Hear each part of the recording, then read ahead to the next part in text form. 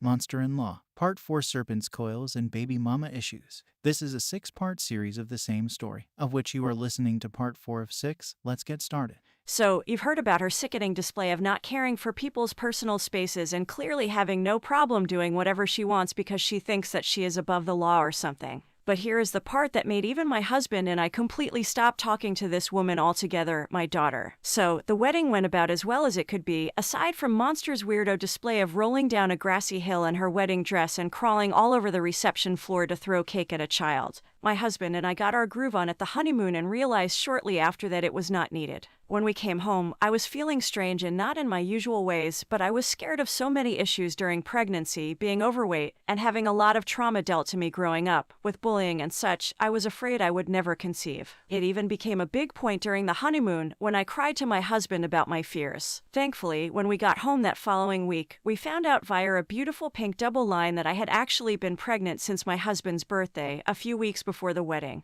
We were ecstatic, and as the paranoid person I was, I can't tell you how many of those tests I kept taking each week to make sure the baby was real. Yeah, serious fears. But this is where things started to get serious with Monster. After telling everyone about the baby, we were so happy to welcome this warm bundle into our lives, and everyone got in on it. The family was super stoked. Even my grandmother, who wasn't the most thrilled about having us as grandkids, seemed to be enjoying the idea of having a great-grandchild. But then the financial crisis came. We stayed in an apartment complex during this time, which was pretty strict about the dog rules. I already had a 10 to 11-year-old beagle at this time, but my heart is proudly on my sleeve. I was going on one of my regular walks when I found an abandoned dog out in the rain on the side of the road. Tried everything to find an owner for the poor baby and eventually found out that his owner abandoned him. We tried to get him settled in as an emotional support dog because he was outstanding from the start about figuring out when I was about to pass out. But the apartment complex had lied to me about certain information. When bringing it up to my landlords, if you will, one woman told me quite early that it would be no problem to handle all the stressful paperwork that I would have to go through. When I get this stuff done, I do it legit, not just online. Besides, the dog looked a lot like a pit, despite being a boxer mix with no pit bull in him. I have no problem with the breed, but my state has a huge issue in many of our closer cities with this breed. Most apartments would refuse him if they ever saw his face, which was required by a picture to let them in at all. So unless I had him tested, I did not. At this point, they wouldn't let us live there. Only later were we told by another employee that they wouldn't let us continue our lease if we kept our pup. So we needed to find a place to live in under a month. Yeah, last second notice much. They didn't even care when I told them we were misinformed about keeping him until the forms were done to approve his service needs. We were practically homeless at this point, and I was nervous, to say the least. My parents lived in a tiny hole in the ground.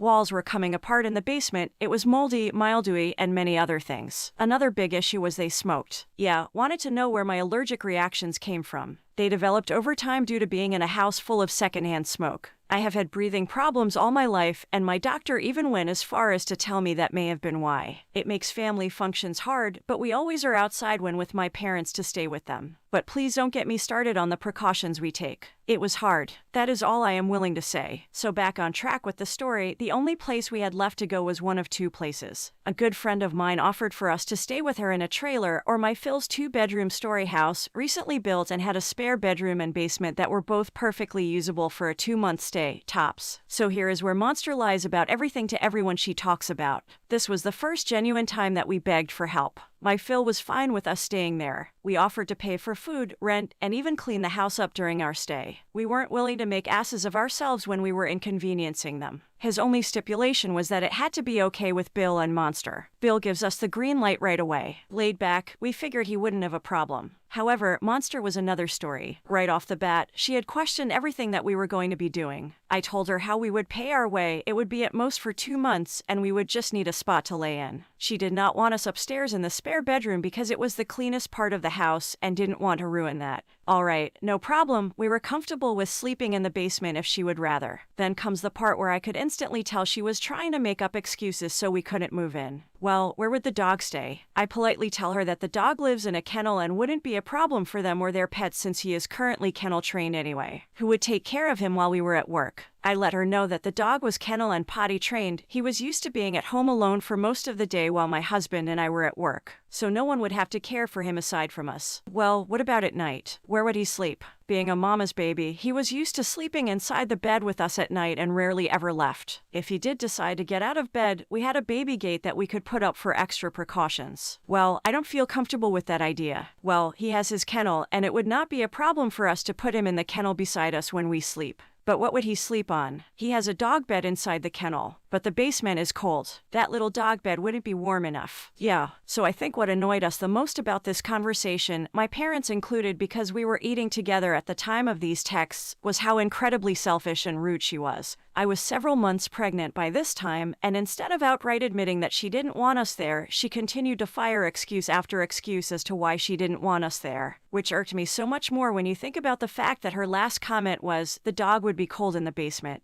The dog was going to be really cold outside on the streets this time of year. It was going on September in northern USA. Yet you want to complain to me that you don't want us upstairs behind a solid door where the dog would be no problem and would have a nice comfortable rug bed to sleep on. All because you assume we won't clean up after ourselves. I remind you, this was the only time we ever actually begged for help. Any other time, in-laws would claim to offer assistance, but Monster would very sharply tell us following that statement that they were about to lose their home and didn't have a lot of money, something we never asked for to begin with because we were doing pretty well on our own up until that point. We needed shelter to protect us for 1.5 months, to be exact. Thankfully, my friend took us into the 2-bedroom trailer that she was sharing with her friend and friend's son at the time. It was cramped, but we made do. Following October came, and we moved into a new house. I feel it needs mentioning that this was the only time that Monster was ever in our home despite inviting her multiple times. She claimed to help us move into the house, but my husband can attest that she cleaned the toilet for us and maybe the sink in the bathroom, then promptly left to go home and smoke. Not much moving on your part, but Phil and Bill did so much to help get everything ready. I thank them so much for their contributions, be it moving vehicles or moving items into the house. They were so helpful. Not much between us happened after that. We tried our best to honestly avoid Monster from still being quite mad that she was so rude to us before. But in her defense, she did help us make some lovely pre-baby photo shoots for our firstborn. So things seemed to calm down. Then the crazy kicked back up again. During our time in the trailer, September-October timeframe, my husband and I were planning out the baby shower for our baby. We decided on using Mil's birthday because it was a special day for us. It was also our way of celebrating one life with the birth of another. This made it especially real when we discovered that the baby would be a girl later on and would actually carry my Mil's name. It was a special meaning to us, and we wanted everyone to be there. I made sure that just because it was a baby shower, all the men in my life knew they were invited like any woman. I wanted our baby to know that her family loved her, not just the women of my family. Another reason for this is because that date fell perfectly around my brother's army schedule, and he would be able to come and enjoy his family and new niece as well. In comes Monster. She blatantly tells us multiple times beforehand that she would rather we change the date because they would be out of town that day. I explained why we had it, and on multiple accounts said that it would not be a big deal if she missed that day because we could just have a small party for them when they got back. Despite disregarding the importance of that day and what it meant to myself and my husband, who was happy to celebrate his mother, she was persistent in getting us to change it. Something that, to this point, has been disregarded because I hated her for it. Until now, anything revolved around my MIL was either thrown away or, worse, given to other people. Monster even went so far as to kick my Bill out of the house, despite my Phil not wanting him to leave because he was there to spectate all the terrible things she did in that house. Remember my comment about how I will never replace or get rid of your mother. She said it a lot, but you could tell she made it a point to erase my MIL. On one such event, my brother actually hears her fighting with my Phil. She stole all of his electronics and threatened to throw them all away if he didn't erase all of MIL's voicemails and text messages. My Bill threatened to call the police if she didn't leave him alone and give him back all of his stuff, furious that she was even attempting to make him delete his previous wife. So here is where things get funny. I was one of the many people she tried to confront, thinking that Bill misheard her. She would cry to me, claiming that it was all about a sexual ordeal and Bill didn't have any idea what they were talking about out, she just wanted him to like her. Funny when you think about how she was the reason he was kicked out of the house in the first place. And without someone in the way, things got so much worse. Her innocent act dropped hard.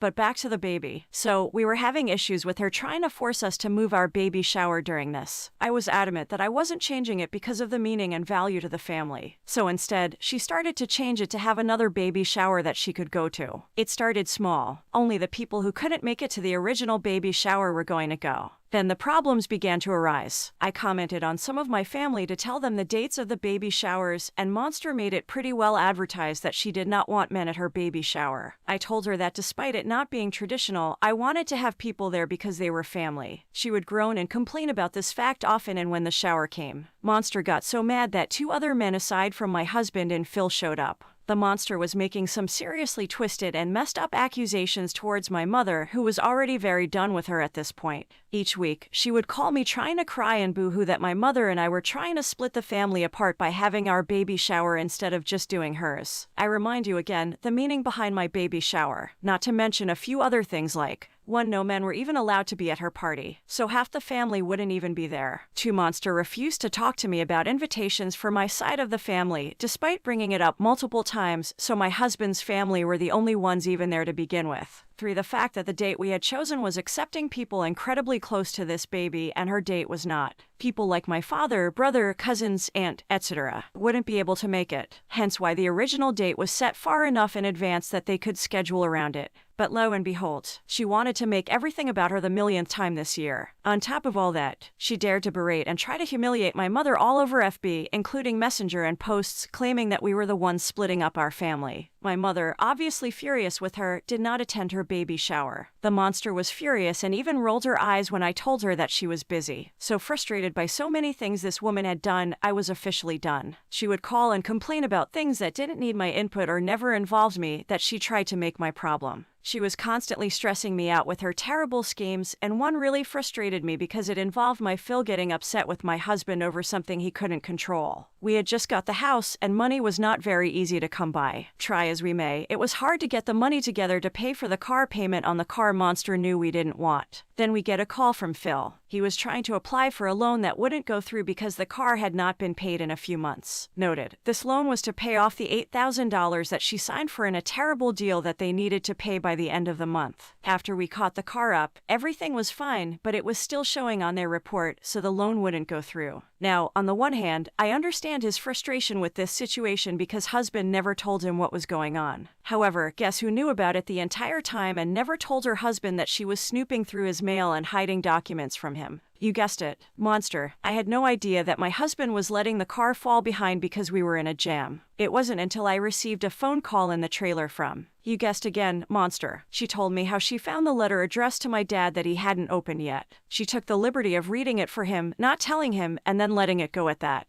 Not to mention my mother, who was allowing us to use her address for mailing. She was also getting these letters. There were 6. The fact that my Phil never got one of those letters was disturbing, to say the least. And when Phil tried to catch her in the act, she pawned it off on my husband, saying that I wanted him to man up and tell you. My only thought at this point, you're complaining that he isn't man enough to tell the truth to his father when he is having a hard time because you wouldn't stop complaining about all the stressful issues you were going through. But you thought it was okay to do the exact same thing while committing a federal crime. Then came the kick in the balls. After all of this, the monster came to me a month or 2 out from my due date. The monster messaged me on FB Messenger asking me about my birth plan, then asked if she could be in the room with me when my baby was born. I politely declined, explaining that I didn't feel comfortable with her there and the only ones going to be in the room were my husband and mother. Crazy chick then tells me that she would dress up as a doctor to sneak into my delivery room. As if I don't have enough stress about my very first pregnancy as it was. I politely tell her again that I would not be comfortable with that and leave it at that. But rest assured, I informed the hospital staff what she had told me and how nervous I was about what she said to me. They made sure to keep an eye out. Don't worry, it gets even better. Stay tuned for part 5, Breaking the Devil's Grasp.